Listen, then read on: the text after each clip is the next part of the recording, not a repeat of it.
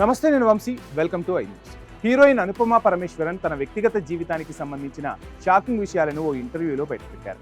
తాను గతంలో ఒక టాక్సిక్ రిలేషన్షిప్లో ఉన్నానని చెప్తూ ఆ వ్యక్తి ప్రవర్తన ఒక్కోసారి ఒకేలా ఉండేదని వివరించారు.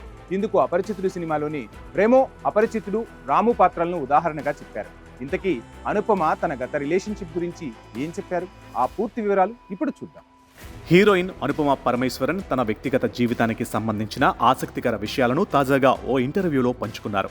తాను గతంలో ఓ టాక్సిక్ రిలేషన్షిప్లో ఉన్నానని ఆమె వెల్లడించారు.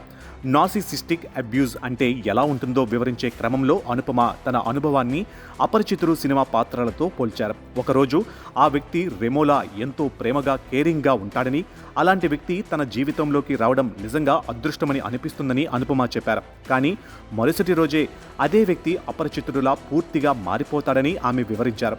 ఎంత బాధ పెట్టినా ఎదుటి వ్యక్తి బాధను పట్టించుకోనంత కఠినంగా ప్రవర్తించేవాడని చెప్పుకొచ్చారు. ఆ తరువాత మళ్ళీ రామోనిజం మారి క్షమించమని అడగడం, ఇకపై ఇలాంటి తప్పు మళ్లీ చేయనని హామీ ఇవ్వడం, ఏడుస్తూ వేడుకోవడం జరుగుతుందని అనుపమ తెలిపారు. ఇలా ఒకే వ్యక్తి ఒక్కో సందర్భంలో ఒక్కో విధంగా ప్రవర్తిస్తూ ప్రేమ, కోపం, బాధ, క్షమాపణల మధ్య ఒకే చక్రం మళ్లీ మళ్లీ కొనసాగుతుందని ఆమె వివరించారు. ఈ రిలేషన్షిప్ ప్రభావం తన సినిమా కెరియర్పై కూడా పడిందని అనుపమ చెప్పినట్లు సమాచారం. ముఖ్యంగా డ్రాగన్ వంటి సినిమాలను ప్రమోట్ చేయడానికి కూడా తనను అనుమతించలేదని ఆమె పేర్కొన్నారు. ఇక రిలేషన్షిప్ మొదలైన కేవలం 3 నెలల్లోనే అతని కుటుంబం ఎంగేజ్మెంట్ కోసం ఏర్పాట్లు చేసిందని అనుపమ వెల్లడించారు. అయితే అప్పటికే అతను చాలా చిన్నవాడని, ఆ సమయంలో పెళ్లి వంటి నిర్ణయానికి సిద్ధంగా లేడని ఆమె చెప్పుకొచ్చారు.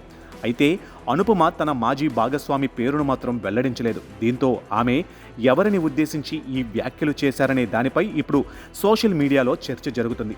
అపరిచితుడు సినిమాలోని రెమో, అన్నియన్, రామానుజం పాత్రలను ఉదాహరణగా తీసుకుని అనుపమ వివరించిన తీరు ఇప్పుడు అభిమానులు, సినీ ప్రేక్షకుల మధ్య హాట్ టాపిక్గా మారింది. తన జీవితంలో ఎదురైన అనుభవాలను బయటపెట్టిన అనుపమ టాక్సిక్ రిలేషన్షిప్లో ఉన్న వారికి ఇలాంటి పరిస్థితులు ఎలా ఉంటాయో తన మాటల ద్వారా వివరించారు.